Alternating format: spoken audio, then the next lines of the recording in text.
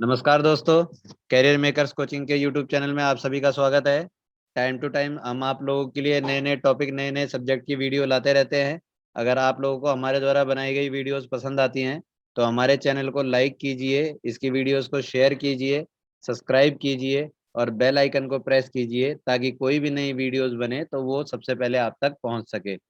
आज का जो हमारा टॉपिक है, टॉपिक रीजनिंग का है और रीजनिंग काफ़ी इम्पोर्टेंट टॉपिक है क्योंकि मैथ और रीजनिंग दो ऐसे सब्जेक्ट हैं जिनमें बच्चा पूरे में से पूरा स्कोर कर सकता है। तो सभी बच्चे बड़े ध्यान से समझेंगे। रीजनिंग उज्जवल सर के द्वारा कराई जा रही है और उज्जवल सर अपने सब्जेक्ट में काफ़ी माहिर हैं और ये आपको बताएंगे कि कैसे आपने रीजनिंग में ज़्यादा से ज़्यादा क्वेश्चन को अटेम्प्ट करना है और कम से कम टाइम लगाना है और एक्यूरेसी के साथ करना है ताकि आप पूरे में से पूरे नंबर ला सकें। तो सभी बच्चे बड़े ध्यान से क्वेश्चंस को समझेंगे और इनको प्रिपेयर करेंगे, इनके नोट्स बनाएंगे ताकि एग्जाम में जैसे ही आपके क्वेश्चंस आते हैं इससे रिलेट तो कोई भी क्वेश्चन आपका छूटे नहीं। तो चलिए बच्चे करते हैं रीजनिंग का, बड़े ध्यान से समझेंगे आप लोग सभी बच्चे। ठीक है, तो लिखेंगे आज की क्लास का पहला सवाल। हेडिंग लगा लो पिरामिड। आज हम पिरामिड को डिस्कस करेंगे। पिरामिड हेडिंग लगा लो, पिरामिड।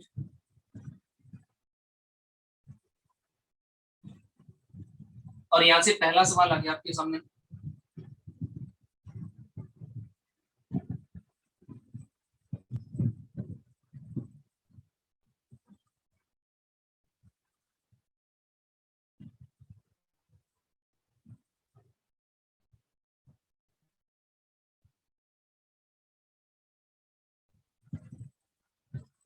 पिरामिड का पहला क्वेश्चन,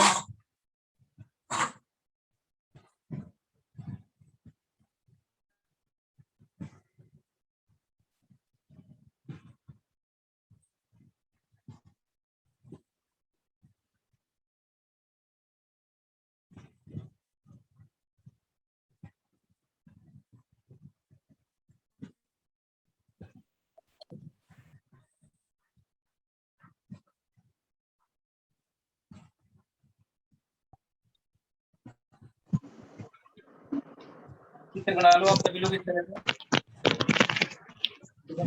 यहाँ पे आपके नंबर ऑफ ट्रायंगल्स पूछे जा रहे हैं इन दोनों आकृतियों में।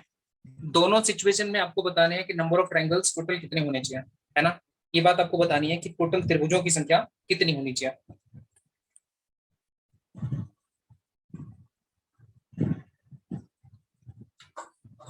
और एक और एग्जांपल मैं आपको देता हूं तीसरा। भाई देखो, आवाज मत करो कोई भी, जिससे बाकी लोग डिस्टर्ब हो जाएंगे, फिर दिक्कत होगी। आप कमेंट कर सकते हो, उसका रिस्पॉन्स, उसका रिप्लाई आपको मिल जाएगा। वेरी गुड, ठीक है, अच्छी बात है, आप आंसर कर रहे हैं, बहुत अच्छी बात है। ठीक है, गुड इवनिंग भाई, नमस्कार भाई, नमस्ते नितिन जी।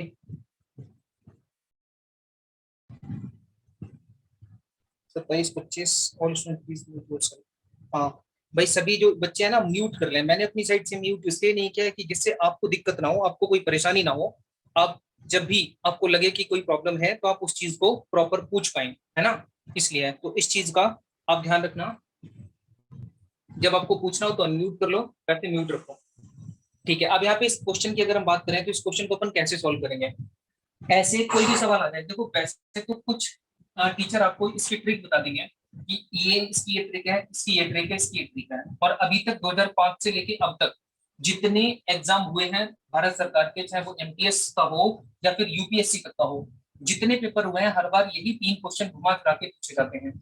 अब मैं आपको एक बात ऐसी बताऊंगा जिससे चाहे इससे बड़ा डिफिकल्ट सवाल आ जाए। जैसे यहाँ पे देखो 1 2 3 4 बिल्डिंग बन रहे हैं, यहाँ पे 1 2 3 4 5 बिल्डिंग बन रहे हैं, यहाँ पे 1 2 और 3 बिल्डिंग बन रहे हैं। मतलब 3 बिल्डिंग हो, 4 बिल्डिंग हो, 5 बिल्डिंग हो, इवन 10 बिल्डिंग भी आ जाए ना तब भी अपन का क्वेश्चन सॉल्व हो जाएगा। मैं एक ऐसा तरीका आपको बताने जा रहा हूँ, लेकिन फिर बाद में मैं आपको इसकी ट्रिक बता दूंगा कि आपको एग्जाम में कैसे करना है। पहले आप नंबर ऑफ ट्रायंगल्स की बात सीख लो कि इसमें नंबर ऑफ ट्रायंगल में कैसे देखने हैं, सही है, नंबर ऑफ ट्रायंगल कैसे देखने हैं इसकी बात अपन कर लेते हैं। तो यहाँ पे लिख लो, number of triangles equal to n times n plus 2 into 2n plus 1 upon 2n plus 1 upon 8। बस आप ये चीज लिख लो, ये चीज आप लिख लो। लेकिन एग्जाम में आपको इस तरह का कोई फॉर्मेट यूज नहीं करना, मैं आपको तरीका बिल्कुल बताऊंगा, सारी बातें बताऊंगा, बस आप ध्यान से चीजों को समझते रहना। सबसे पहले मैं तीसरे क्वेश्चन पे इम्प्लीमेंट करता हूँ। तो तीसरे वाले सवाल में ये n क्या है सर? सर ये n क्या है? तो n का मतलब है n equal to total number, total number of smaller triangle, smaller triangle in base form. Base form, base form पे बनने वाले स्मॉलर ट्राइंगल्स की संख्या है n का मतलब, n का मतलब है बेस फॉर्म पे जो ट्राइंगल बन रहे हैं उनकी वैल्यू है। तो देखो बेस फॉर्म पे कितने ट्राइंगल बन रहे हैं? पहला ट्राइंगल तो यहाँ पे बन रहा है, ये बेस है इसका, देखो ध्यान से, ये बेस है, और बेस पे बनने वाले छोटे छोटे ट्राइंगल कितने? तो पहला ट्राइंगल, ये कहोगे दूसरा ट्राइंगल, और ये आप कहोगे तीसरा ट्राइंगल। तो यहाँ से n की वैल्यू कितनी आ जाएगी? 3 आ जाएगी। एग्री करते हो ना इतनी बात से? भाई तीसरे एग्जाम्पल को देखें तो n का मतलब होता है total number of smaller triangles in base form. Base form पे बनने वाले छोटे छोटे त्रिभुजों की संख्या। अब ये आपका बेस है, तो यहाँ पे n की वैल्यू अपन ने 3 मान ली। इस बेस पे 3 ही तो छोटे छोटे त्रिभुज बन रहे थे, पहला, दूसरा और तीसरा। n की वैल्यू 3 आ गई, तो नंबर ऑफ ट्राइंगल निकालना देखो कितना आसान हो गया। n का मतलब आप यहाँ पे 3 ही रखना, और 3 का मल्टीप्लाई 3 और 2 कितना होता है? 5 के साथ कर देना, सही है। इसी के साथ n की वैल्यू अगर 3 पुट करोगे तो 3 दूनी 6 और 1 7 हो जाएगा। भाई बताओ 7 होगा कि नहीं होगा? और बटे में अगर अपन इसे करेंगे तो यहाँ पे 8 आ जाएगा। अब आप एक बात बताओ, जो n इक्वल टू 3 नंबर आया, ये 3 ऑड नंबर है या फिर इवन नंबर है? आप खुद बताओ मुझे। 3 जो है वो ऑड नंबर है या फिर इवन नंबर है? तो आप कहोगे सर ऑड नंबर है। और मैथमेटिक्स में एक कॉन्सेप्ट होता है कि ऑड नंबर हमेशा ऑड को काट सकता है, इवन नंबर हमेशा इवन को काटेगा। भाई इवन इवन को काट सकता है और ऑड ऑड को काटेगा, ये बात जानते हैं ना आप? तो अब ये नंबर सिंप्लीफाई तो होंगे नहीं। और ट्राइंगल की एक बेसिक डेफिनेशन मैंने आपको बताई थी कि 3 sided closed figure are triangle, 3 भुजाओं से घिरी हुई बंद आकृति को त्रिभुज कहते हैं। अच्छा, अगर मैं आपसे कहने लगा हूं कि भाई साहब बताओ, बताओ क्या ये त्रिभुज होगा? त्रिभुज होगा? तो आप कहोगे सर ये त्रिभुज थोड़ी ना होगा। या कुछ बच्चे गलती से ये कह सकते हैं कि आधा त्रिभुज है, तो आधा तो त्रिभुज हो ही नहीं सकता। त्रिभुज तो तभी बनेगा जब 3 साइड हो और तीनों की तीनों कैसी हो? क्लोज हो, बंद होनी चाहिए, सही है ना? तो ये ट्राइंगल नहीं बन सकता, ये आधा ट्राइंगल बना दिया आपने। और आधा है तो ट्राइंगल नहीं हो सकता। ट्राइंगल ना तो फ्रैक्शन में होगा ना डेसिमल में होगा, ट्राइंगल की एग्जैक्ट वैल्यू निकल के आएगी, त्रिभुजों की एक फिक्स नंबर निकल के आएगा। तो ऐसे केस में आप क्या करोगे? ऐसे केस में हमें कुछ नहीं करना, जो टोटल नंबर ऊपर बन रहा है ना इसमें से एक घटा देना बस। जब n की वैल्यू ना ऑड आ जाए तब आप ऊपर जितने नंबर का प्रोडक्ट हो रहा है उसमें से एक माइनस कर देना। जैसे 3 पच्चे 15 सत्ते 105, भाई 3 पच्चे 15 सत्ते 105 में से एक घटा देंगे तो कितना आ जाएगा? 104। 104 को जब अपन 8 से डिवाइड करेंगे तो नंबर ऑफ ट्राइंगल निकल के आ जाएंगे आपके। 8 एकम 8, 8 या 24। तो यहाँ पे नंबर ऑफ ट्राइंगल्स की वैल्यू कितनी आ गई? 13 आ गई। यहाँ पे नंबर ऑफ ट्राइंगल कितने होंगे? 13 होंगे। मुझे उम्मीद है ये बात आपको समझ आ रही होगी और इस बात में कोई दिक्कत किसी को नहीं होनी चाहिए। भाई क्लियर है बातें? आप लोग एक बार इन चीजों को सॉल्व करो। अगले वाले सवाल को, क्वेश्चन नंबर 2 को सॉल्व करो। बाकी मैं ऑप्शन देख लेता हूँ। 3 का 13, यस सर। भाई आंसर सही थे भाई साहब आपका। कनौजिया जी देख लेता हूँ मैं एक बार। 1 का 27, 2 का 45, 2 का 45 थोड़ा सा गलत लग रहा है मुझे। पहले का 27 तो सही है, बाकी एक बार देख लेते हैं। पहले तीसरे का आपने दिया नहीं आंसर, ओके कोई नहीं। तीसरे का 13, हाँ ठीक है भाई। चलिए आगे बढ़ते हैं। इसी तरह आप कमेंट कर देना और आपकी बात मेरे तक पहुंच जाएगी। गुड गुड गुड, हाँ 48 आ रहा है एक बच्चे का, बहुत अच्छी बात है चिंटू जी, बहुत बढ़िया। देखो दोस्त, अगले क्वेश्चन की अगर हम बात करें, इस वाले सवाल की बात करें, तो यहाँ पे समझने की कोशिश करो कितने बेस फॉर्म पे ट्राइंगल बन पा रहे हैं। तो आप कहोगे सर 1, और यहाँ देखो 2, और यहाँ देखो 3, यहाँ देखो 4, और यहाँ देखो कितने 5। तो यहाँ पे 5 बन गए। इसका मतलब है n का मतलब 5 होता है, और 5 गुणा n प्लस 2 का मतलब होता है 5 और 2 7, और गुणा 5 दूनी 10 और 1 11, बटे में क्या कर दें? 8 कर दें, सही है। और इसमें से एक घटा देना, क्यों? क्यों? क्योंकि n इक्वल टू 5 एक ऑड नंबर है। ऑड नंबर है तो यहां से आ जाएगा आपके पास 5 सत्ते 35, 35 का 11 गुना। भाई देखो 5 सत्ते 35, 35 का 11 गुना करोगे तो 35 का पहले 10 गुना कर दो बिना पेन और पेपर के। तो 35 ढाई 350, और 35 एकम 35, 350 में जब 35 जोड़ेगा तो कितना हो जाएगा? बताओ भाई। 350 में जब 35 जुड़ेगा तो 385 होगा कि नहीं होगा, और 385 में से 1 माइनस करना है तो 384 रह जाएगा, और 384 को अपन किससे काटेंगे, 8 से काटेंगे। सही, तो यहाँ से आ जाएगा 8 के 24, 8 चौक 32, 8 चौके 32, 32। सही है ना। तो 38 में से 32 को घटा दिया तो कितना बचा, 6। 38 में से 32 गया तो 6 बचा, और 6 ने 4 के साथ मिलकर 64 बना लिया, तो 8 अट्ठे 64, 8 अट्ठे 64। और इस सवाल का आंसर कितना आ जाएगा, 48। इस सवाल का आंसर कितना आ जाएगा, 48। आप इसे लिख दो। सही है, इस सवाल का आंसर 48 है और इस सवाल का आंसर 13 है। मानते हो ना इतनी बात सभी लोग, बताओ कोई दिक्कत है किसी को, नहीं होनी चाहिए। बहुत प्यारे सवाल हैं, छोटे छोटे सवाल हैं। देखो यहाँ पे 1 है, यहाँ पे 2 है, यहाँ पे 3 है और यहाँ पे 4 है। सही है, एन की वैल्यू कितनी आ गई, 4। अब अगर एन की वैल्यू भाई 4 आ गई ना, तो यहाँ पे क्या करेंगे, एन का मतलब 4 को 4 ही रहने दो, 4 गुणा 4 और 2 कितना हो जाएगा, 6 गुणा 4 दूनी 8 और 1 9, बटे में क्या कर देंगे, बटे में क्या कर देंगे भाई, 8 कर देंगे। तो ऐसे ही कटेगा 4 दूनी 8 और ये कटेगा 2 तिया 6 और यहाँ पे 9 तिया 27। ये लो आंसर आ गया 9 तिया 27। ये लो भाई आपका आंसर आ गया 9 तिया 27। मानते हो ना इतनी बात, बोलो भाई एग्री करते हैं ना आप इतनी बात से, बताओ। अब ये n की वैल्यू यहाँ पे 4 यानी इवन नंबर था, इवन इवन को काट सकता है इसलिए यहाँ पे माइनस नहीं किया। माइनस तभी करना है जब n की वैल्यू ऑड आ जाए। अब मैं आपको एक बात बताऊं कि अभी तक जो टीचर्स आपको ट्रिक बताते हैं वो बेसिकली पहले दूसरे तीसरे में, यहीं तक उनकी ट्रिक सीमित रहती है, यहीं तक ट्रिक सीमित रहती है। अगर बिल्डिंग बड़ी बड़ी तो अभी तक नहीं है, खैर है ना, आगे फ्यूचर में मान लो आप यहाँ से पढ़ के गए और कोई कलाकार आदमी था, कोई कलाकार आदमी था आपके आस पड़ोस का या आपका दोस्त, और कहता है अच्छा तुमने पिरामिड पढ़ लिया, तो तुम कहते हो हाँ भाई पिरामिड तो सर ने खत्म करा दिया, चल बेटा एक क्वेश्चन बता। फिर वो ना 6 बिल्डिंग बना देगा, 7 बिल्डिंग बना देगा, 8 बिल्डिंग बना देगा, फिर आप कहोगे सर ये तो भाई कराई नहीं सर ने, ये तो सर ने कराई नहीं, फिर वो कहे तुम क्या पढ़ के आ रहे हो। तो ऐसे केसेस से निपटने के लिए मैं आपको बता दूं ये तरीका सफिशिएंट होता है। इससे चाहे 100 बिल्डिंग बना देना तब भी हम आंसर बहुत जल्दी निकाल लेंगे, ठीक है। लेकिन अगर एग्जामिनेशन पॉइंट ऑफ व्यू से देखा जाए तो पेपर के पॉइंट ऑफ व्यू इसे मत याद करो, ज्यादा रहेगा मेरे हिसाब से। क्योंकि एग्जाम में जो भी सवाल बनेंगे बहुत सारे, क्या 100%, 100% बच्चे ऐसे होते हैं जो चीजों को रेडीमेड तैयार करके ले जाते हैं घर से। भाई सिलेक्शन जिसका हुआ है ना, आप उससे बात करके देखना, 100 सवालों में से 100 सवालों को वो कभी सॉल्व नहीं करता और ना कर सकता है। 100 क्वेश्चन अगर मैं आपको दे दूं तो 100 क्वेश्चन आप बैठ के मेरे सामने एक एक क्वेश्चन को सॉल्व नहीं कर पाओगे क्योंकि टाइम खत्म हो जाएगा। तो उसमें से 30-40 सवाल तो ऐसे रहते हैं जो वर्ग की परिभाषा क्या होती है, बता दो भाई, वर्ग की परिभाषा क्या होती है, स्क्वायर की डेफिनेशन बताओ सबसे पहले तो।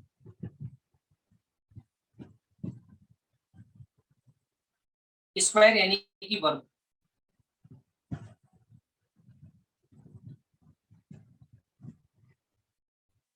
स्क्वायर यानी कि वर्ग।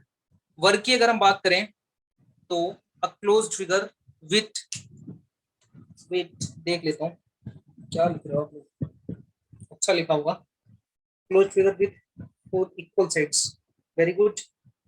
बेस अगर 6 प्लस आया तो कितना हो, 6 प्लस, देखो उत्कर्ष जी आप ये मान के चलो और ये मान लो, मान मतलब लिख लो कहीं पे, नोट डाउन कर लो और मेरी बात को, कि 6 आपके एग्जाम में आएगा नहीं, 6 आपके एग्जाम में कभी भी नहीं आएगा, और अगर 6 आया तो आप वो फार्मूला लगा देना। सही है, जो फार्मूला आपको सिखाया गया है आप वो फार्मूला लगा देना और उससे आपका 6 का 7 का 8 का सबका आंसर आ जाएगा। लेकिन आपको 6 का याद करने की बिल्कुल जरूरत है, ये मेरा पिछला 5-7 साल का अनुभव है, आप इस अनुभव का फायदा उठाओ और ये बात मानो। सर बेस फॉर्म हमेशा क्या इतने ही होंगे, नहीं नहीं ज्यादा हो सकता है, कम भी हो सकता है दोस्त। यहाँ पे 3 हुए, फिर 4 हुए, फिर 5 हुए, 5 तक मैंने आपको बता दिया, 6 7 8 भी हो सकता है। लेकिन ये पूछेगा जो आपसे बहस करना चाहेगा, आपको ये प्रूव करना चाहेगा कि तुमने कुछ नहीं पढ़ा, तुम्हें कुछ नहीं आता। लेकिन अगर आपको पेपर पास करना है तो ये 3 चीजें आप याद कर लो, सफिशिएंट है। इनसे बाहर पेपर में सवाल आ जाए तो आप मेरे पास ले आना।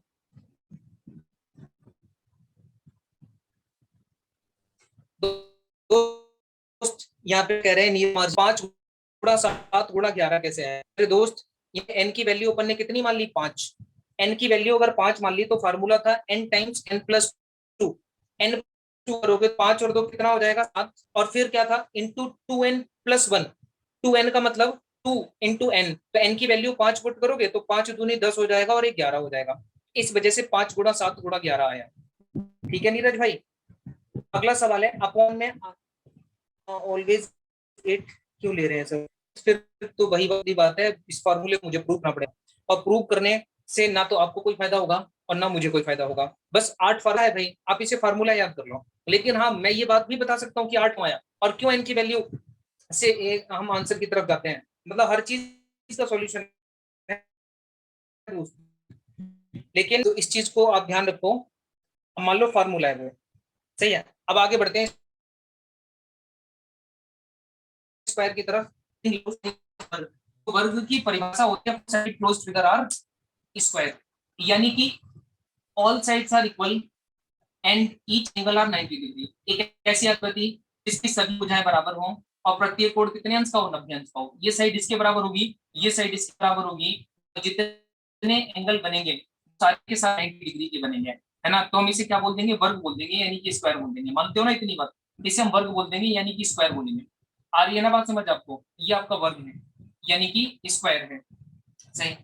अब एक बात और, वर्ग में बहुत इंपॉर्टेंट बात है, ये भी आप समझ लो कि रो क्या होते हैं और कॉलम क्या होते हैं। अक्सर बच्चों को कंफ्यूजन यहाँ पे रहता है, तो आपको यहाँ पे बिल्कुल अच्छे से पता होना चाहिए रो और कॉलम में डिफरेंस। रो और कॉलम के डिफरेंस की बात करूं तो जितनी भी आपको वर्टिकल दिखेंगे, जितने भी आपको वर्टिकल दिखेंगे ये इस तरह से, तो ये क्या है आपका? ये पूरा जो है एक वर्टिकल आपको दिख रहा है, ये आपका कॉलम है। COLUMN, इसे कॉलम कहते हैं भाई। COLUMN कॉलम कहते हैं। और कॉलम को हिंदी में क्या कहते हैं? स्तंभ को कहते हैं भाई। कॉलम को हिंदी में क्या कहते हैं दोस्त? स्तंभ कहा जाता है। तो आप इसे स्तंभ लिख दो, ठीक है। अच्छा, कितने कॉलम है? तो भाई यहाँ पे मुझे कॉलम दिख रहा है C1 पहला कॉलम है मेरा, और ये C2 दूसरा कॉलम है, और ये C3 तीसरा कॉलम है। मानते हो ना इतनी बात? ये पहला कॉलम है, ये दूसरा कॉलम है, ये तीसरा कॉलम है, ठीक। अब अगर मैं रो की बात करता हूँ तो रो क्या होती है? तो ये जितनी भी हॉरिजॉन्टल होती हैं, जितनी भी हॉरिजॉन्टल होती हैं, इसे अपन क्या कहते हैं? इसे रो कहते हैं। ROW, रो यानी कि पंक्ति। अब जिन बच्चों को हॉरिजॉन्टल वर्टिकल में डिफरेंस नहीं पता, वो बच्चे फिगर काउंटिंग की पहली क्लास देखें। पहली क्लास में बहुत अच्छे से चीजों को एक्सप्लेन किया गया है, विस्तार में बताया गया है। इसे रो कहते हैं भाई, पंक्ति कहते हैं। यानी वर्टिकल जो सिचुएशन बनेगी उसे कॉलम बोलेंगे, कॉलम को हिंदी में स्तंभ कहते हैं। ये कॉलम 1, कॉलम 2, कॉलम 3। रो का मतलब हॉरिजॉन्टल होती हैं, जो हॉरिजॉन्टल शेप्स बनाएंगी उन्हें हम रो यानी पंक्ति बोलेंगे। तो यहाँ पे कितनी रो है? तो ये रो 1 पहली रो है, और ये देखो दूसरी रो है R2, और यहाँ पे देखो कितनी रो है? तीसरी रो है, ये तीसरी रो है, इसे R3 कहा जा सकता है। मानते हो ना इतनी बात? तो यहाँ से आपको दो बातें पता लग गई, और कॉलम क्या होते हैं और क्या अंतर होता है दोनों में। तो हॉरिजॉन्टल रो और वर्टिकल कॉलम। मुझे उम्मीद है कि ये बात आपको समझ आ रही होगी, और इसी आशा के साथ अपन आगे बढ़ेंगे और आगे की बातचीत को सीखेंगे, ठीक है।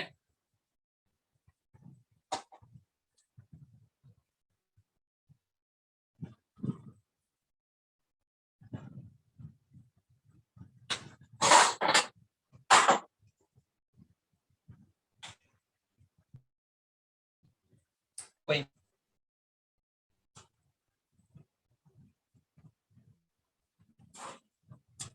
एक मैं आपको क्वेश्चन देता हूं, और यहाँ पे स्क्वायर के साथ साथ लिख लो where R equal to C, जहां पे रो और कॉलम बराबर हो। हम इस केस को पढ़ रहे हैं जो जहां पे रो और कॉलम बराबर हो, R equal to C, row column के बराबर हो, हम इस केस को पढ़ रहे हैं। अब आप मुझे बताओ, इस आकृति में टोटल कितने वर्ग आपको दिखाई दे रहे हैं? इस आकृति में बताओ कितने वर्ग आपको दिखाई दे रहे हैं?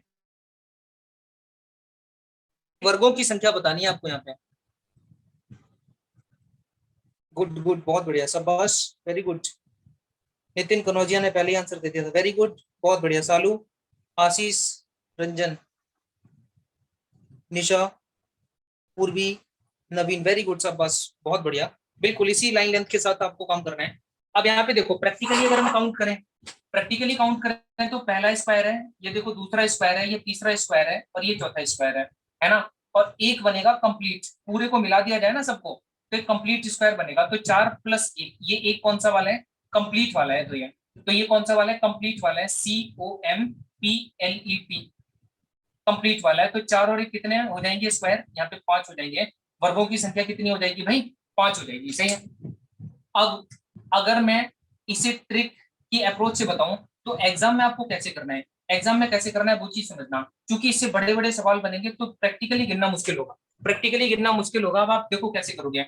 यहाँ पे कॉलम कितने हैं, तो पहला कॉलम और ये दूसरा कॉलम, सही, पहली रो और ये दूसरी रो। तो बताओ दो बराबर दो, रो कॉलम बराबर है ना भाई, ये रो मान लूं और इसे कॉलम मान लूं तो रो कॉलम बराबर है ना यहाँ पे। पर अगर रो कॉलम बराबर है तो क्या करना है, तो कुछ नहीं करना, बहुत छोटा सा काम है, दो का गुणा दो के साथ कर दो, बड़े नंबर का गुणा बड़े नंबर के साथ कर दो। तो दो का गुणा दो के साथ करोगे तो क्या हो जाएगा, दो का स्क्वायर। और दो का स्क्वायर भैया कितना होता है, चार होता है ना। और एक का गुणा एक के साथ कर दो, एक का गुणा जब आप एक के साथ करेंगे तो क्या हो जाएगा, एक का स्क्वायर, और एक का स्क्वायर कितना होता है, एक होता है। तो चार में एक जुड़ेगा कितना हो जाएगा, पांच। ये लो आंसर आ गया, ये लो आपका आंसर आ गया, सही है। बहुत सिंपल, बहुत साधारण तरीके से चीजें बताई जा रही हैं। दो का वर्ग कितना होता है, चार, एक का वर्ग कितना होता है, एक, चार में एक जुड़ेगा कितना हो जाएगा, पांच। यही आंसर है, यही तो आंसर है। आगे बात समझ, चलिए आगे बढ़ते हैं और आगे की चर्चा करते हैं, ठीक है भाई। आगे का एक अगला सवाल है, ये भी बहुत सुंदर सा क्वेश्चन। देखो, इस क्वेश्चन का आंसर आपने बताना है, इस क्वेश्चन का आंसर आपने बताना है कि टोटल नंबर ऑफ स्क्वायर्स इस आकृति में कितने होंगे।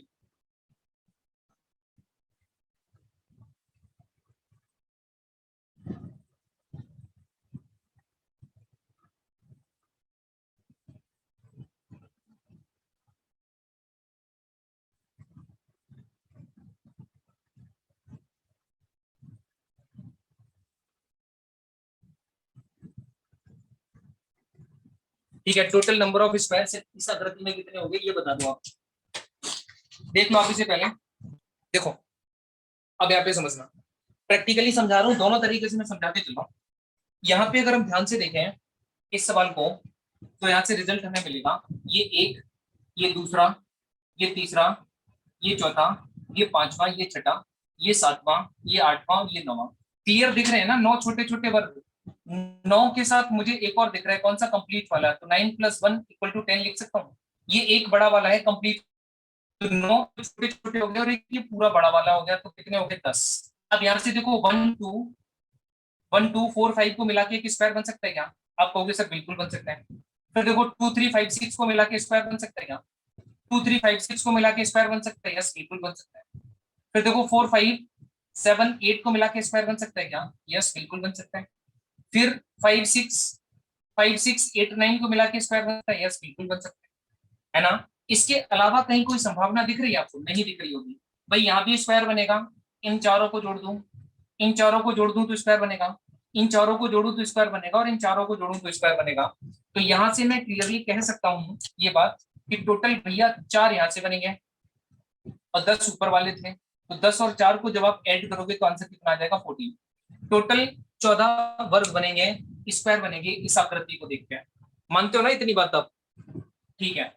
अब अगर आप इतनी बात मानते हो तो थोड़ा सा आपको आगे ले चलता हूँ और ट्रिक बताता हूँ जो मैंने पहले बताई थी, कुछ नया नहीं है, वही पुरानी बात को रिपीट करूंगा। जैसे 1 2 3, 1 2 3, तो ये आपकी रो होती है और ये आपके कॉलम होते हैं। तो इस सवाल में रो बराबर कॉलम है क्या, यस बिल्कुल है। और जब रो कॉलम के बराबर है तो बड़े नंबर का मल्टीप्लाई बड़े नंबर के साथ करोगे, 3 × 3 बराबर 3 का स्क्वायर होता है, और 3 का स्क्वायर क्या हो जाएगा, 9। 2 × 2 इसका स्क्वायर होगा, 2 × 2, 2 × 2 यानी 2 का स्क्वायर, और 2 का स्क्वायर 4 होते हैं। 1 × 1 1 का स्क्वायर, 1 का स्क्वायर 1 होता है। 9 1 10 और 4 14, तो आंसर इट मस्ट बी 14। इस तरह से यहाँ से भी आपने आंसर निकाल दिया और आंसर कितना आ गया, 14 यानी कि 14 आ गया। मुझे उम्मीद है ये बात आपको समझ आ रही होगी। या आप डायरेक्ट भी करते हैं, इतना मत लिखते हैं, 3 का वर्ग प्लस 2 का वर्ग प्लस 1 का वर्ग, 3 का वर्ग 3 × 9, 1 का वर्ग 1, 9 और 1 10 और 2 का वर्ग 4, तो 10 में 4 जोड़ा तो 14, आंसर आ गया। बात यहां से भी आप खत्म कर सकते थे, ठीक है। अब आगे बढ़ेंगे और अगले सवाल का आंसर आप करोगे। नेक्स्ट क्वेश्चन है आपके पास,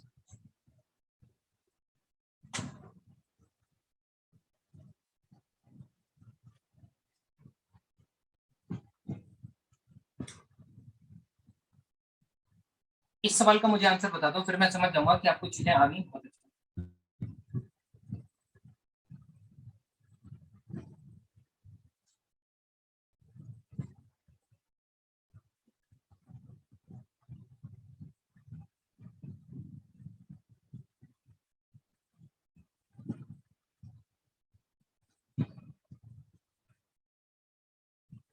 ठीक है, चेक करो सॉल्व।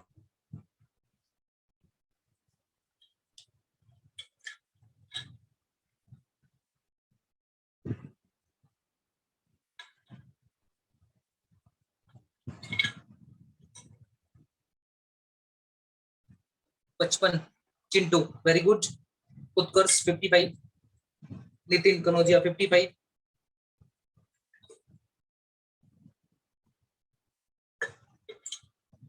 सालू, ऋषभ, पीयूष, विमल, पूर्वी, नेहा सिंह, आशीष, निशा, वेरी गुड, एकदम सबका सही आंसर आ रहा है। ठीक है, नीरज कुमार 55, वेरी गुड, बिल्कुल सही जवाब है सभी के, एकदम सही जवाब है, बिल्कुल इसी तरह से आपको कोशिश करनी थी और आप सही आंसर कर रहे हो सभी लोग। अगर इस क्वेश्चन को एक्सप्लेन करना हो तो बता दो, नहीं तो मैं इस क्वेश्चन को रफ कर रहा हूँ, क्योंकि आप लोग समझ चुके हो। 1 का वर्ग प्लस 2 का वर्ग प्लस 3 का वर्ग, 3 के वर्ग तक तो हम पहुंच ही चुके थे ना, 3 के वर्ग तक पहुंच चुके थे, आंसर 14 आया था। अब 4 का वर्ग कितना होता है 16, 16 में 14 जुड़ेगा कितना हो जाएगा 30, ये 5 का वर्ग, 5 का वर्ग कितना होता है 25, 25 में 30 को ऐड करोगे तो 55 आ जाएगा, है ना भाई। 25 में 30 को ऐड करोगे तो कितना आ जाएगा 55 आ जाएगा। ये बात यहां तक विमल जी समझ आ गया, वेरी गुड। आगे बढ़ते हैं दोस्त, और अब मैं इस क्वेश्चन की वैरायटी को थोड़ा सा चेंज करता हूं। अब आप मुझे बताना आंसर, है ना, आप बताना आंसर क्या होना चाहिए सवाल में। जैसे एक क्वेश्चन मैंने आपको दिया, एक क्वेश्चन दिया कि भाई यहाँ पे ये एक ट्राइंगल है, सॉरी स्क्वायर है, आपको बताना है कि इस फिगर में आपको टोटल छोटे छोटे कितने स्क्वायर दिखाई दे रहे हैं, इस फिगर में आपको छोटे छोटे कितने स्क्वायर दिखाई दे रहे हैं, आपको इस बात का जवाब देना है। आप आराम से सोचो और बताओ।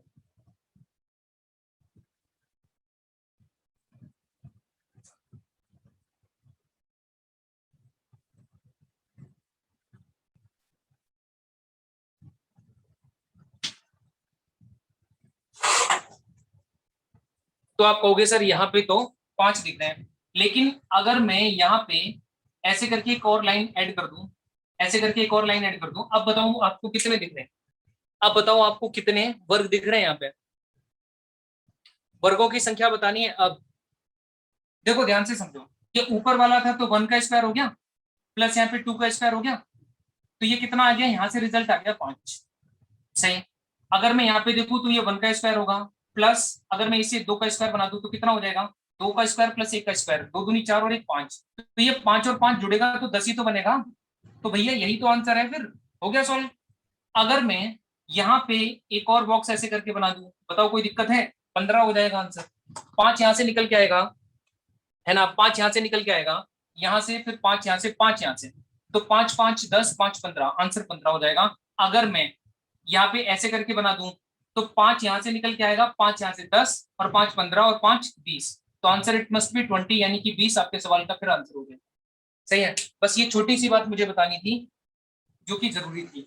अब आगे बढ़ेंगे और एक हेडिंग लगाओ, स्क्वायर का part 2 where R is not equal to C. जब रो कॉलम के बराबर ना हो, जब रो कॉलम के बराबर ना हो तब अपन क्या करेंगे और कैसे सॉल्व करेंगे चीजों को। पार्ट 2 है इसका, R is not equal to C, row column के बराबर ना हो। तो यहाँ पे पहला एग्जांपल या पहला सवाल आपके सामने प्रस्तुत है।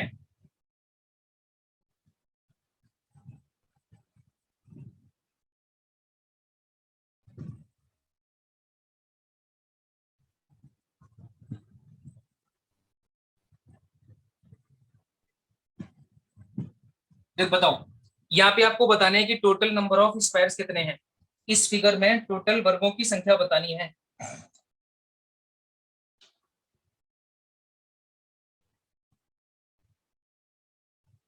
देखो रो कॉलम के बराबर नहीं है पहली बात, अब अगर रो कॉलम के बराबर नहीं है तो आप उसे कैसे करोगे। तो मैं आपको प्रैक्टिकली तरीका बता रहा हूँ पहले, जो कि मेरी आदत है कि पहले आप प्रैक्टिकली चीजों को सीखो, जिससे कुछ भी रटने वाली बात ना हो। 1 2 3 4 5 और ये देखो 6, सही। छोटे छोटे 6 वर्ग आपको क्लियरली दिख रहे होंगे। यहाँ पे कंप्लीट वाला नहीं कह सकता क्योंकि कंप्लीट तो रेक्टेंगल है, स्क्वायर नहीं है। तो यहाँ पे इसके बाद 1 2 4 और 5, 1 2 4 5 एक स्क्वायर होगा, 1 2 4 5 स्क्वायर होगा, और 2 3 5 और 6 एक स्क्वायर होगा। भाई 2356 भी एक स्क्वायर होगा, तो यहाँ से 2 स्क्वायर ये निकल आएंगे, 2 स्क्वायर ये निकल जाएंगे, 6 छोटे छोटे थे, तो 6 में 2 को जब आप जोड़ोगे तो आंसर कितना आ जाएगा 8, और ये आपके सवाल का आंसर होगा, ये आपके सवाल का आंसर होगा, आप इसे लिख दो। तो यहाँ से आपको 8 आंसर आ गया, ठीक। लेकिन एग्जाम के पॉइंट ऑफ व्यू से कैसे करना है वो चीज समझ लो, पेपर में कैसे करना है, पेपर में तो जल्दी करना होता है, अब जल्दी कैसे करेंगे वो चीज समझ लेते हैं, ठीक।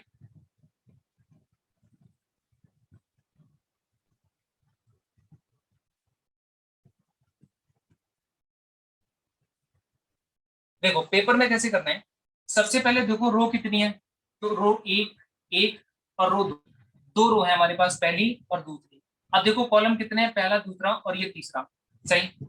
रो कॉलम पता लग गए। अब हमें पता लग गया 3 = 2, 3 2 के बराबर नहीं है, और जब 3 2 के बराबर नहीं है तो आप क्या करोगे, बताओ भाई।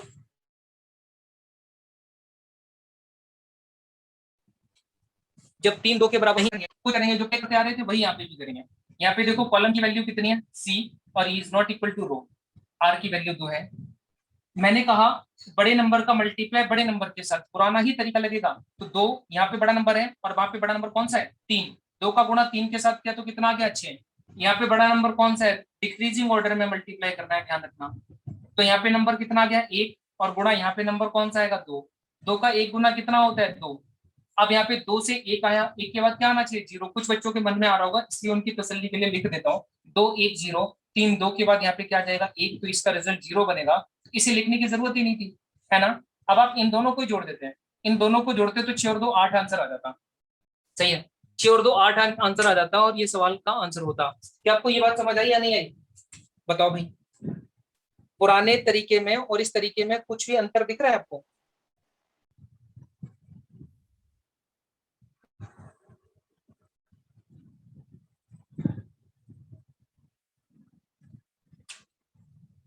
आपको यहाँ पे बताना है कि टोटल कितने स्क्वायर्स हैं यहाँ पे, ठीक है भाई, 70 आंसर आ रहे हैं, अच्छी बात है, बिल्कुल ठीक। देखो ध्यान देना, यहाँ पे 1, यहाँ पे 2, यहाँ पे 3, यहाँ पे 4, यहाँ पे 5 और यहाँ पे 6, 1 2 3 4 और 5, कुछ नहीं है, बहुत छोटी छोटी बातें हैं भाई। 6 का गुणा 5 के साथ कर दो, या फिर इस वाले 5 का गुणा उस 6 के साथ कर दो, 5 गुणा 6 कितना हो जाएगा 30, और 4 गुणा 5, भाई 4 गुणा 5 कितना हो जाएगा 20, फिर 3 गुणा 4, तो 3 गुणा 4 कितना हो जाएगा 12, और फिर 2 गुणा 3 कितना हो जाएगा, 2 गुणा 3 हो जाएगा 6, और फिर 1 गुणा 2, 1 गुणा 2 बराबर कितना हो जाएगा 2, सही, 1 गुणा 2 बराबर 2 हो जाएगा। अब आप इन सबको क्या कर दोगे, ऐड कर देना, ठीक है, ऐड कर देना, 12 6 18 और 2 कितना हो जाएगा 20, और 20 40 और 30 70, तो इस क्वेश्चन का आंसर कितना आ गया 70 आ गया, ये लो खत्म हो गई बात, ये खत्म हो गई बात। इस तरह से आप किसी भी क्वेश्चन का आंसर कर पाओगे और आसानी से कर पाओगे, बड़े आगे, ठीक है भाई। अब अगर मैं इसी क्वेश्चन में आपको थोड़ा सा,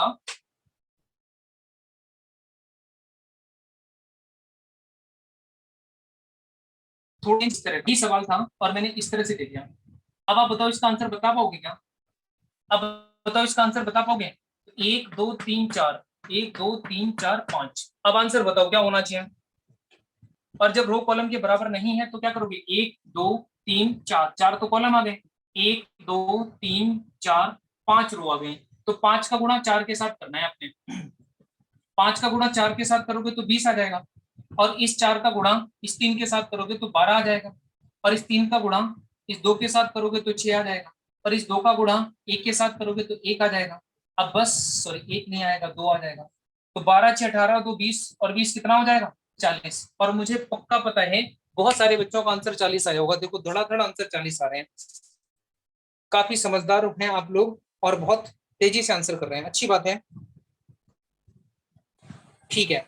40 आपके सवाल का बिल्कुल सही जवाब है, तो मुझे लगता है कि इस तरह के क्वेश्चन अगर पेपर में आएंगे तो आप आसानी से कैलकुलेट कर पाओगे, है ना, और आपको कोई परेशानी किसी भी प्रकार की नहीं होगी। तो इसी उम्मीद के साथ आगे बढ़ते हैं, और अब हेडिंग लगा लो रेक्टेंगल यानी कि आयत, हेडिंग लगा लो आप रेक्टेंगल यानी कि आयत, रेक्टेंगल आयत हेडिंग लगा लो आप एक बार, ठीक, आयत हेडिंग लगा लो।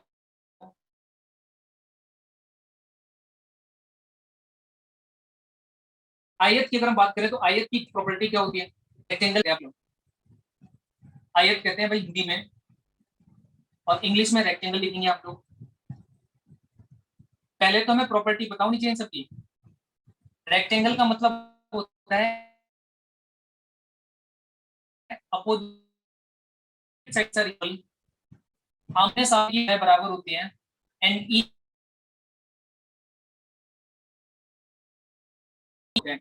आमने की भुजा होती है और कोण होता है, ये भुजा इसके बराबर, ये भुजा इसके बराबर, और सारे कोण 90 अंश के होंगे, और यहाँ पे L is not equal to L।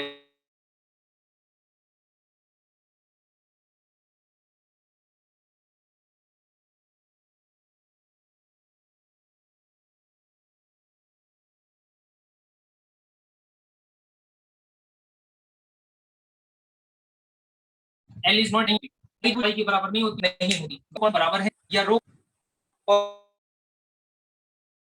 No 9, very good, एकदम सही। 9 जिसका आंसर आ रहा है ना वो बिल्कुल सही है। देखो अब यहाँ पे एक चीज समझ लो, ज्योमेट्री जब आपने पढ़ी होगी ज्यामिति 9th और 10th क्लास में, वहां पे एक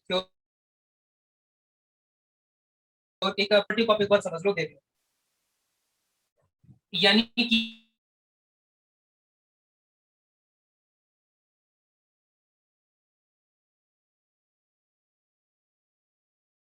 एक आयत होते हैं, जितने भी वर्ग होते हैं वो सभी एक आयत होते हैं, ऑल स्क्वायर और रेक्टेंगल ये कहा जा सकता है। लेकिन अगर मैं कहूं ऑल रेक्टेंगल्स आर स्क्वायर, और ऑल रेक्टेंगल्स आर स्क्वायर, ये एकदम गलत है, ये नहीं कहा जा सकता, सही है ना। सभी वर्गों को आयत कहा जा सकता है, लेकिन किसी भी आयत को वर्ग नहीं कहा जा सकता। ये प्रॉपर्टी होती है, आप याद कर लो कि कभी भी आयतों की संख्या पूछी जाए, आयत पूछे जाए, तो उसमें वर्ग भी काउंट होंगे प्लस आयत भी काउंट होंगे, दोनों को जोड़ के जो रिजल्ट बनेगा वो आपका आंसर होगा, सही। अब एक चीज समझना ध्यान से, एक चीज समझना, ऐसा मैं क्यों कह रहा हूँ, कोशिश करना समझने की, नहीं तो आप याद कर लो, फिर समझ आ जाए तो अच्छी बात, ना आए तो और अच्छी बात। ये स्क्वायर है, ये आपका क्या है, वर्ग है, ये आपका स्क्वायर है यानी कि वर्ग है। वर्ग की प्रॉपर्टी मैंने बताई थी, आमने सामने की भुजाएं बराबर होती हैं, और प्रत्येक कोण कितने अंश का होता है, तो आपने बताया सर 90 अंश का होता है।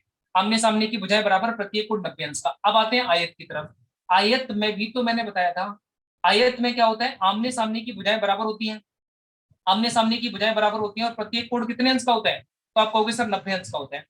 प्रत्येक कोण 90 अंश का होता है, इसे कहते हैं आयत। इसे क्या कहते हैं भाई, आयत कहते हैं, इसे लिख दिया, सही। अब ये समझने की कोशिश करना कि ऐसा मैंने क्यों बोला, सभी स्क्वायर और रेक्टेंगल होते हैं, ऐसा मैंने क्यों बोला। अब यहाँ पे प्रॉपर्टी को समझो, अपोजिट साइड्स आर इक्वल, वर्ग की बात कर रहा हूँ, अपोजिट साइड्स आर इक्वल, तो अपोजिट साइड इक्वल है ना, and each angle are 90 degree, ये प्रॉपर्टी होती है वर्ग की। और यही प्रॉपर्टी एज इट इज यहाँ पे लाई हो रही है, नहीं हो रही, अप्लाई हो रही कि नहीं हो रही, आपको सर बिल्कुल हो रही है। Opposite sides are equal and each angle are 90 degree, आमने सामने की भुजाएं देखो बराबर है, और प्रत्येक कोण 90 अंश का है, इस वजह से सभी वर्गों को आयत कहा जाता है। और रेक्टेंगल को आयत इसलिए नहीं कर सकते क्योंकि यहाँ पे लंबाई चौड़ाई के बराबर नहीं होती, लेकिन यहाँ पे ठीक अपोजिट होता है, लेंथ इक्वल टू विड्थ, लंबाई चौड़ाई के बराबर होती है। समझ गए, आशा करता हूं आप लोग इस चीज को समझ गए होंगे, अगर नहीं समझे तो बिल्कुल चिंता ना करें और इस पे टाका मार दें, ऐसे कट कर दो इसे। और सिर्फ आप ये जान लो कि अगर आयतों की संख्या पूछी जाएगी, रेक्टेंगल्स की वैल्यू पूछी जाएगी, तो स्क्वायर उसमें इंक्लूड रहेंगे।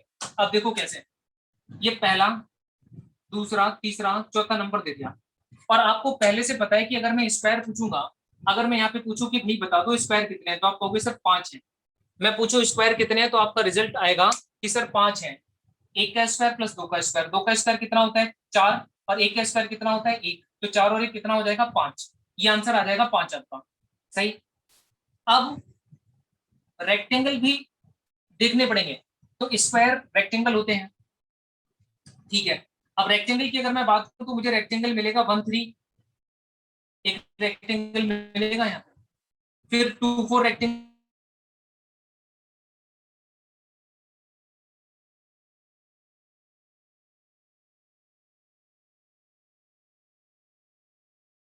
यस, फिर 1 2 रेक्टेंगल मिलेगा, और फिर 3 रेक्टेंगल मिलेगा, आ जाएंगे 4 आ जाएंगे भाई। और 5 में इस 4 को आप जोड़ दोगे तो आंसर कितना आ जाएगा, 9 आ जाएगा, 9 आ जाएगा, ये लिखो। 5 में 4 को जोड़ो। उम्मीद करता हूँ ये चीज आपको समझ आ गई होगी। तो आगे बढ़ते हैं, एक और सवाल में इसी तरह का। भाई किसी भी प्रकार की कोई प्रॉब्लम है किसी को? सबको समझ आ रहा है सभी को? ठीक है, नो, ओके ओके ओके, ठीक है भाई, अब आगे चलते हैं। अब एक क्वेश्चन मैंने और दिया और उसमें ट्रिक बताना मैं भूल गया, पता है आपको? ट्रिक मैं कोई नहीं बता दूंगा अभी।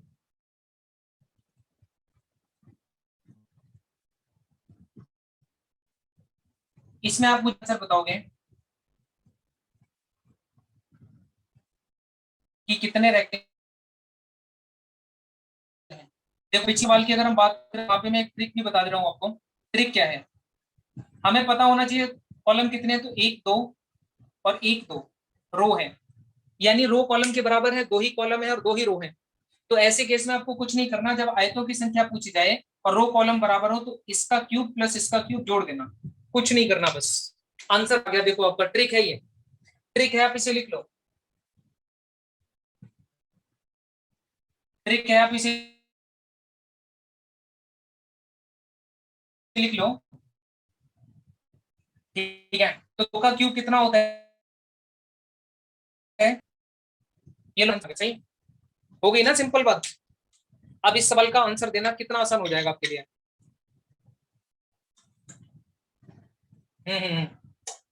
वेरी गुड ऋषभ, आशीष, शाबाश नेहा, वेरी गुड, शाबाश बहादुरों, बहुत बढ़िया, सालू, और इधर मोहित, गुड, एकदम सही जवाब है आप सभी के, बहुत अच्छा लग रहा है आप इस तरह से रेस्पॉन्स कर रहे हो। निशा, रश्मि, वेरी बढ़िया, बहुत बढ़िया। देखो समझना है यहाँ पे, ये एक नंबर, ये दो नंबर, ये तीन नंबर, ये क्या है? कॉलम है।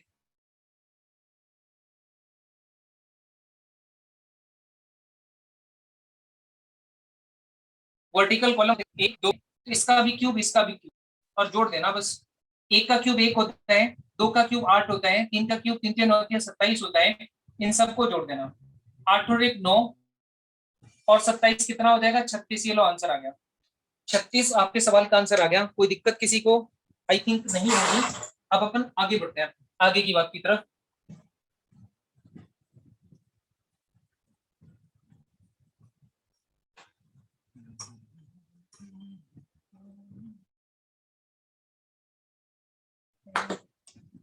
आप बताओ, तो मैं इसे छुड़ा रहा हूँ, अब आगे बढ़ेंगे अपन।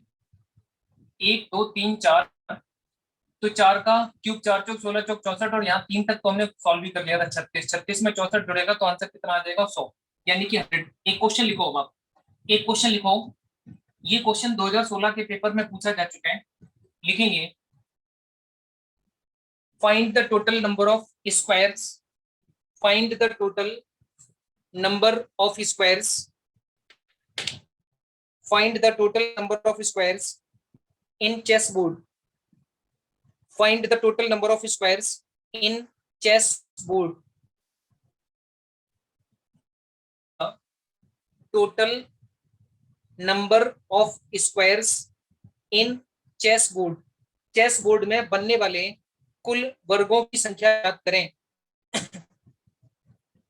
चेस बोर्ड में बनने वाले वर्गों की संख्या ज्ञात करें।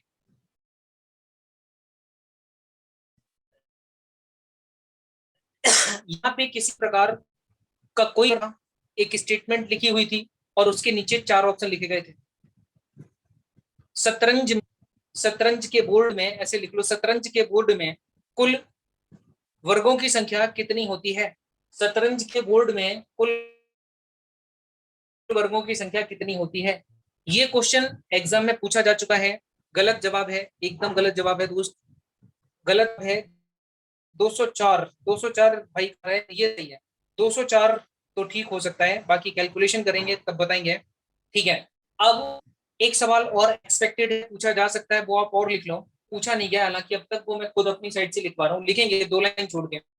Find the total number of squares, find the total number of, find the total number of smaller squares लिखेंगे शतरंज के बोर्ड में बनने वाले कुल छोटे छोटे वर्गों की संख्या कितनी होती है। Find the total number of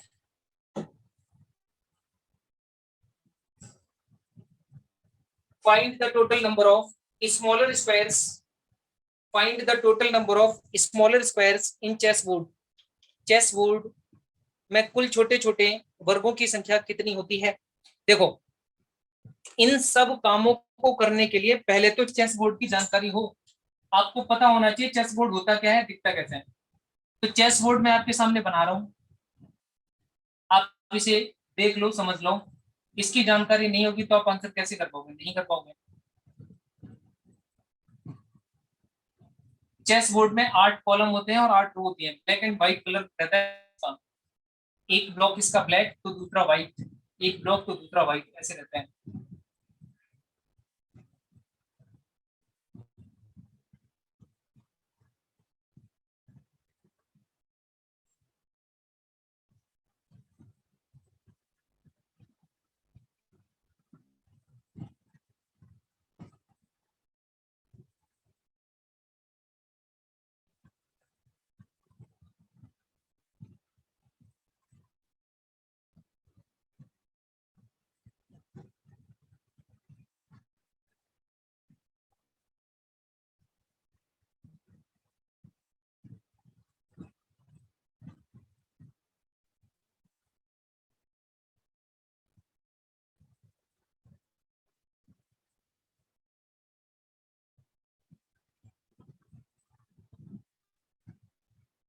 ठीक है, ये होता है आपका चेस बोर्ड।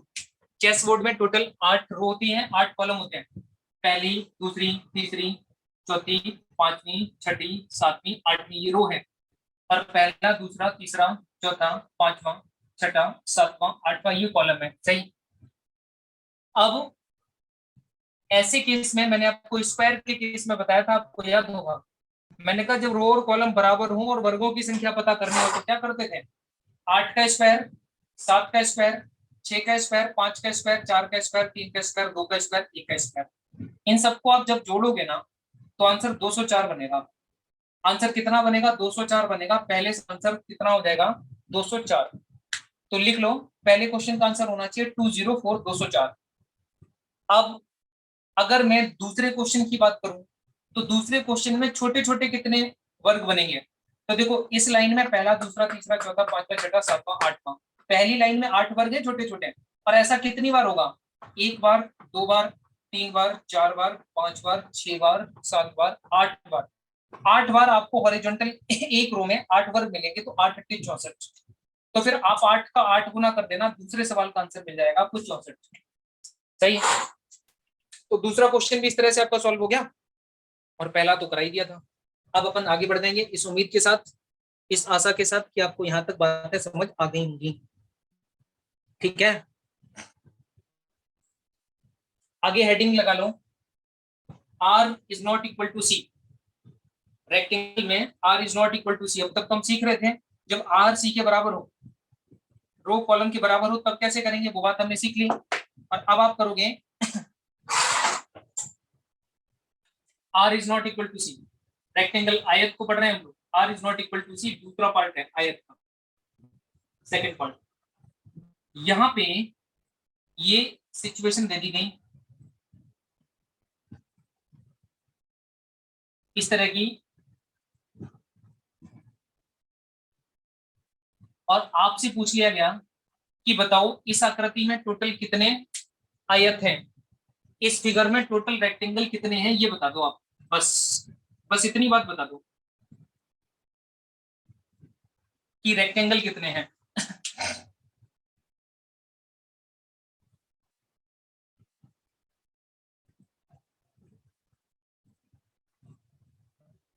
तो मैं आपको समझाता हूं। रेक्टेंगल के केस की बात करें तो यहाँ पे ये पहला नंबर होगा, यहाँ दूसरा नंबर और यहाँ तीसरा नंबर। ये देखो पहला नंबर, ये देखो दूसरा नंबर। सही। तो ऐसे केस में ट्रिक बता रहा हूं मैं आपको, आप चाहो तो ट्रेडिशनल अप्रोच के साथ भी सवाल का जवाब दे सकते हो। ट्रेडिशनल अप्रोच से कैसे देंगे, तो 1 2 3 4 5 एंड 6 ट्रेडिशनल अप्रोच समझ लो। 1 2 3 4 5 6 और 6 अगर नंबर आ गया तो यहाँ पे पहले तो मुझे स्क्वायर बताओ कितने हैं। पहले तो मुझे क्या बताओ, स्क्वायर बताओ कितने हैं। स्क्वायर बताने के लिए 3 का गुणा 2 के साथ करते थे, 3 दूनी 6 और 2 का गुणा 1 के साथ करते थे, 2 एकम 2, तो यहाँ से कितना आ जाता था 8। स्क्वायर 8 आ गए। अब रेक्टेंगल ढूंढूंगा, तो रेक्टेंगल यहाँ से 1 4 एक रेक्टेंगल मिलेगा। आप कहोगे यस सर बिल्कुल मिलेगा। 2 5 एक रेक्टेंगल मिलेगा, यस सर बिल्कुल मिलेगा। 3 और 6 रेक्टेंगल मिलेगा। वर्टिकली आपने चीजों को सॉल्व कर लिया। अब आगे बढ़ते हैं थोड़ा सा। हॉरिजॉन्टल देखें तो 1 2 को मिला के एक रेक्टेंगल बन सकता है ना। 1 2 को मिला के रेक्टेंगल बन सकता है ना। फिर देखो 2 3 को मिला के रेक्टेंगल बन सकता है क्या। इस 2 3 को मिला के रेक्टेंगल बन सकता है। आप कहोगे यस सर बिल्कुल बन सकता है। सही। और फिर 1 2 3 को मिला के भी रेक्टेंगल बन सकता है।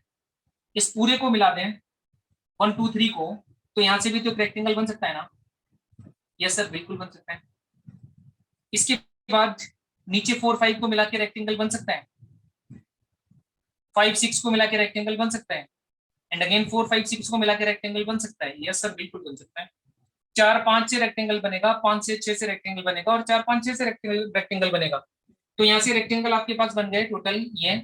और अब अगर मैं सबको जोड़ दूं 1 2 3 4 5 6, इन सबको जोड़ दूं तो यहाँ से भी तो पूरा रेक्टेंगल बनेगा ना भाई। यहाँ से भी तो एक रेक्टेंगल बनेगा कंप्लीट वाला पूरा। तो 3 3 6 3 9 और 1 10 और 8 18, तो यहाँ से टोटल रेक्टेंगल कितने आ जाएंगे।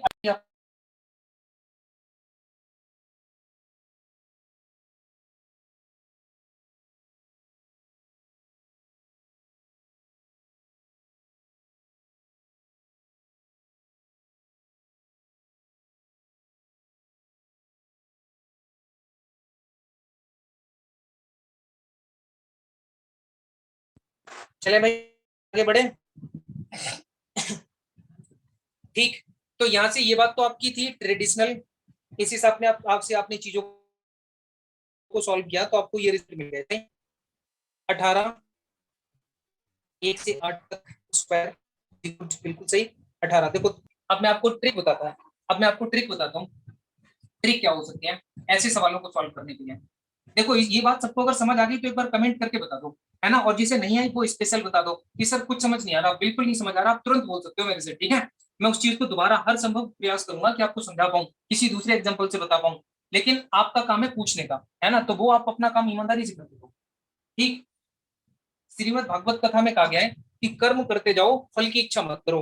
तो फल तो खुद ही भगवान दे देंगे आपको, है ना। फल तो डिपार्टमेंट गवर्नमेंट आपको खुद देगी। आप बस कर्म करते जाओ, अपने काम के प्रति संकल्पित रहो। अगर नहीं आया समझ तो बिल्कुल ये भी आपका काम है। ये भी आपका काम है कि आप एकदम सच बोलो। अब यहाँ पे समझना, इस सिचुएशन को अगर हम ध्यान से देखें तो यहाँ पे कुछ नहीं करना। जब रो कॉलम के बराबर नहीं होती और रेक्टेंगल पूछे जाते हैं तो 3 2 5 और एक चेन नंबर्स को जोड़ दो तो कितना आ जाएगा 6। और 1 + 2 कितना हो जाएगा, 1 + 2 कितना हो जाएगा 3। अब इस 3 का मल्टीप्लाई आपने करना है 6 के साथ। 3 का मल्टीप्लाई जब आप 6 के साथ करेंगे तो रिजल्ट कितना बनेगा 18। तो ये 18 आंसर होगा इस क्वेश्चन का, लिख दो। 6 का मल्टीप्लाई जब आप 3 के साथ करोगे तो 18 आंसर आ जाएगा, आप इसे लिख दो। सही है। देखो समझना एक और क्वेश्चन मैं इसी टाइप का दे रहा हूँ जिससे कि चीजें क्लियर हो जाए, फिर अपन आगे बढ़ जाएंगे।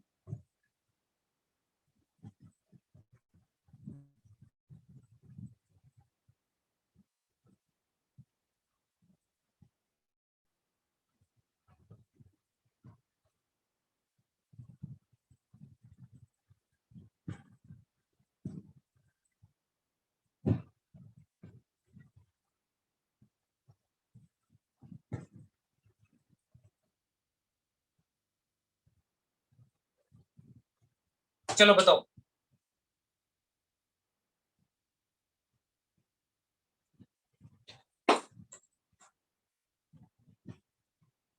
90। 1 2 3 4 5, 5 4 9, 3 12 2 14 और 1 15, 3 2 5 और 1 6, 15 छक्का 90 है। बिल्कुल सही, एकदम सही जवाब है सभी लोगों का। बहुत अच्छा लग रहा है, आप लोग इतनी अच्छी तरह से मेहनत कर रहे हो। और कुछ तो पेन भी नहीं उठा रहे होंगे, ऐसे ही आंसर बता दे रहे होंगे। बहुत अच्छी बात है, 60 आ गया। और इसी उम्मीद के साथ मैं आगे बढ़ता हूँ। और अब हेडिंग लगा लो क्वाड्रिलेटरल यानी कि चतुर्भुज। अब हेडिंग लगा लो क्वाड्रिलेटरल यानी कि चतुर्भुज। क्वाड्रिलेटरल हेडिंग लगाएंगे और क्वाड्रिलेटरल में अपन लिखना शुरू करेंगे। क्वाड्रिलेटरल यानी कि चतुर्भुज।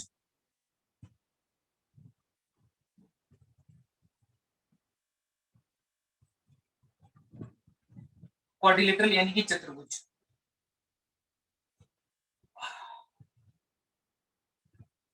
चतुर्भुज।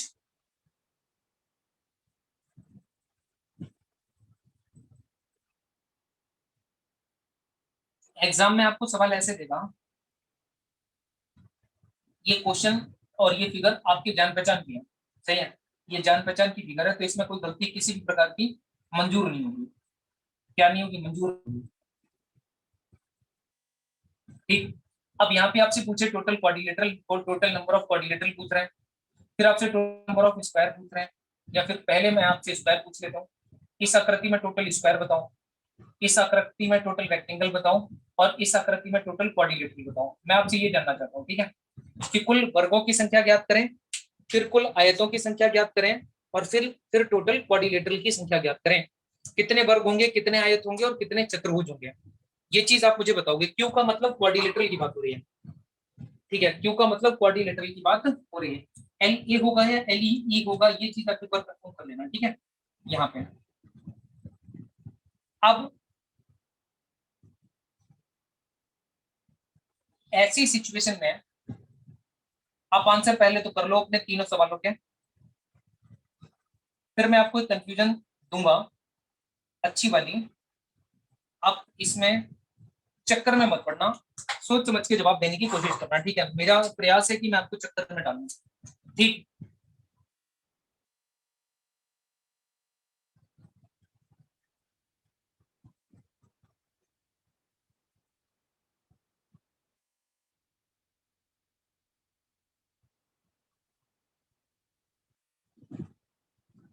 देखो ध्यान से, स्क्वायर की बात करें तो देखो सभी बच्चों के आंसर आए होंगे स्क्वायर में, तो कोई किसी भी प्रकार का संदेह नहीं है, कोई डाउट नहीं है किसी को भी।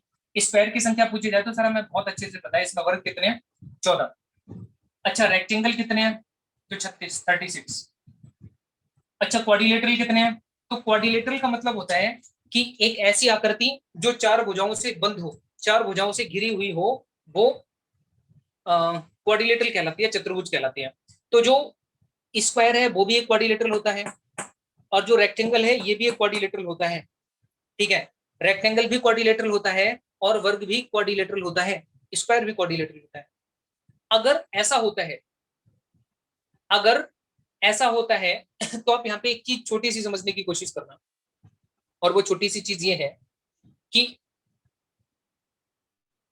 स्क्वायर भी है और रेक्टेंगल भी है तो क्वाड्रिलेटरल की संख्या में किस में कंसीडर करूं?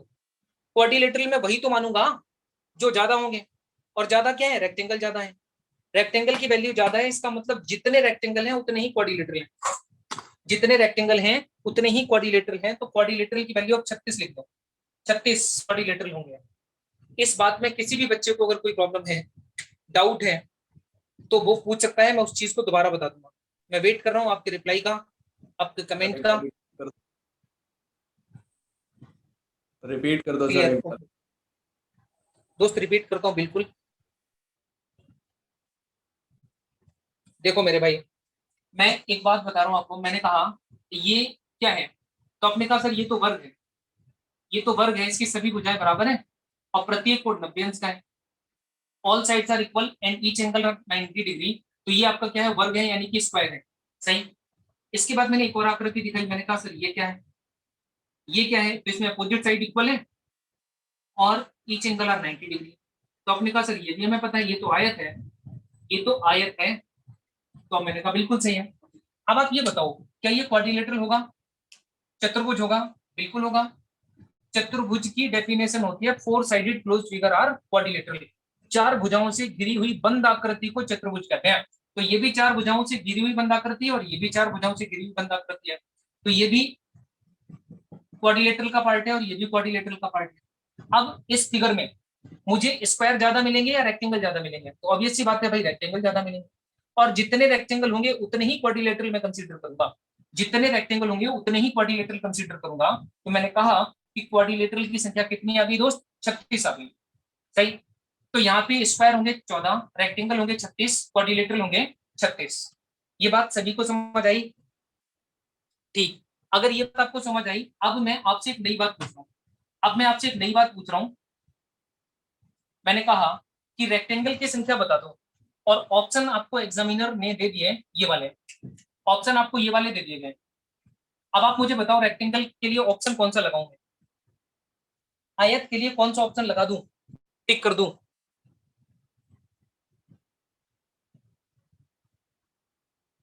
तो आप कहोगे सर ऑप्शन सी लगा दो, ऑप्शन सी टिक कर दो, किसी को कोई दिक्कत नहीं होगी इसमें। लेकिन एक दूसरी बार ऐसा हुआ पेपर में, जब ऑप्शन ये आ गए, रेक्टेंगल की संख्या पूछी गई, ऑप्शन ये आ गए, अब कुछ बच्चे पता है क्या कहते हैं, सर सवाल गलत हो गया, सवाल गलत दे दिया एग्जामिनर ने। नहीं, सवाल बिल्कुल सही था, सवाल बिल्कुल सही था। यहाँ पे क्या करोगे? नहीं, रो और कॉलम बराबर ना हो तब भी जो रेक्टेंगल की वैल्यू आएगी वही संख्या हम स्क्वायर के साथ अप्लाई करेंगे, वही संख्या हम अप्लाई करेंगे क्वाड्रिलेटरल के साथ। अब बिल्कुल चिंतित ना हो प्लीज। ठीक। तो यहाँ पे बताओ रेक्टेंगल कितने होने चाहिए?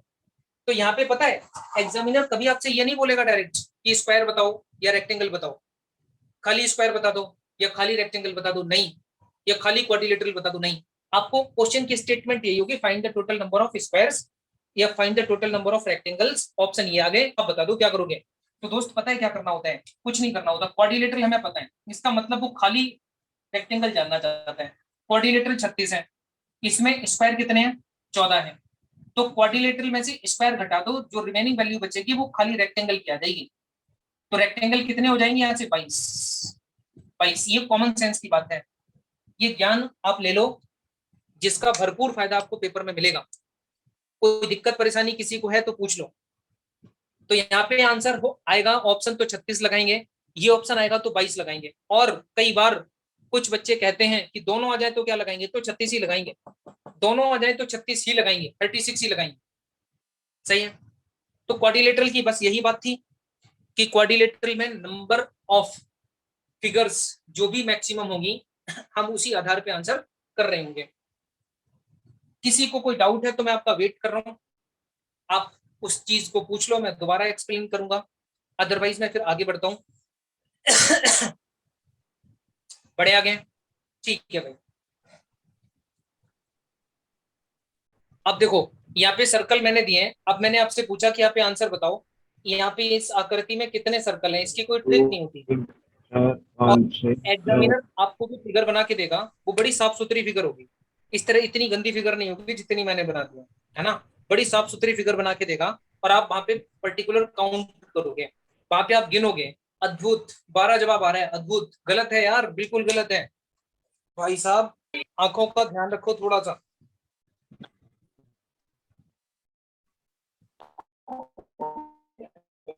किंतु गलत है, 12 तो नहीं होना चाहिए था। सॉरी, कितने बना तीन यहाँ पे, तीन यहाँ पे, तीन 9, 12 बिल्कुल सही है। मैं दूसरा सोच रहा था, 12 इसका आंसर बिल्कुल सही होगा दोस्त। ठीक है चिंटू भाई, 12 बिल्कुल सही है। तीन यहाँ से, तीन यहाँ से, तीन यहाँ से, टोटल तीन, तीन 6, तीन 9 और तीन 12 सही है। टोटल इसमें 12 सर्कल होंगे, 12 आंसर आपका बिल्कुल सही होगा। कोई दिक्कत परेशानी है क्या किसी को? बताओ। माइक वाइक का कोई इशू बता रहा है बच्चा कुछ? सर माइक ऑफ करवा दो प्लीज, स्क्रीन। हाँ बिल्कुल, ये ना बड़े समझदार लोग हैं सारे लोग, विमल जी कह रहे हैं कि माइक ऑफ करवा दो, तो भाई साहब सभी लोग अपना माइक ऑफ कर लो प्लीज, है ना। सभी लोग अपना माइक ऑफ कर लो जिससे किसी भी व्यक्ति को कोई परेशानी ना हो, है ना। तो सर्कल की बात खत्म हो गई, इसी के साथ ये टॉपिक खत्म हो जाता है। मेरी साइड से सवाल सॉल्व करना, और जो भी सवाल आपसे ना हो वो आप मुझे देना, भेजना, मैं उन चीजों का सॉल्यूशन आपको दे दूंगा। अब रही बात प्रैक्टिस की, तो मैं एक असाइनमेंट आपको फिगर काउंटिंग का ग्रुप में भिजवाऊंगा, दिनेश सर से बोल के या ललित सर से बोल के एक असाइनमेंट मैं आपको ग्रुप में भिजवाऊंगा, उसकी आप प्रैक्टिस करोगे। ठीक है, उस असाइनमेंट की प्रैक्टिस करोगे, उसके बाद दुनिया की कोई भी किताब उठा लेना, फिगर काउंटिंग का सवाल आपका गलत नहीं हो सकता। ठीक, इतनी बात अगर मानते रहोगे तो आगे चलते हैं। उस असाइनमेंट में टोटल 30 क्वेश्चन है आसपास, 30-32 क्वेश्चन। आप उनकी प्रैक्टिस जरूर कर लेना, ठीक।